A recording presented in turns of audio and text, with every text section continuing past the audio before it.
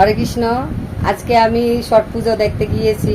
তা ছট পুজোর ওখানে আলোচনা করছে, বাড়ি থেকে আমি সবজি বানিয়ে এসেছি। সবজিটা গিয়ে গোপালকে সেবা দেবো, সবাই প্রসাদ পাবো। পরে আমি বললাম যে সবজি বানিয়েছেন বলতে আপনি যেই সবজিটা কুলোতে দিয়েছেন, ছট পুজোয় দিয়েছেন, সূর্য পূজায় দিয়েছেন, সেই সবজিটা কি বানিয়েছেন? বলে কি হ্যাঁ। বলছি তাহলে ওই সবজিটাই আপনি গোপালকে সেবা দিবেন। অধিকাংশ মানুষের বাড়ি গোপাল আছে, তারা গোপাল নিয়েও আসেন সূর্য পুজো করতে, ছট পুজো করতে। তাহলে তারা সবজিটা বানিয়েছে, গোপালকে সেবা দিয়ে তারপর ওনারা সবজিটা খাবে।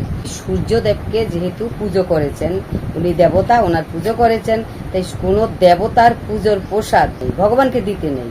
হ্যাঁ, আপনি বানিয়েছেন, আপনি ভাবছেন কাঁচা প্রসাদ, কাঁচা সবজি ছিল, আমি রান্না করব, তারপরে আমি গোপালকে সেবা দিয়ে খাবো। কিন্তু না, কখনো করবেন না। গোপালকে কখনো কোনো দেবতার পুজোর প্রসাদ দেবেন না। সবজিটাতে আপনার পুজো হয়ে গেছে, সবজিটা আপনি ছট পুজোয় দিয়েছেন, ওই সবজিটা কেন গোপালকে দেবেন? গোপালকে দেবেন না।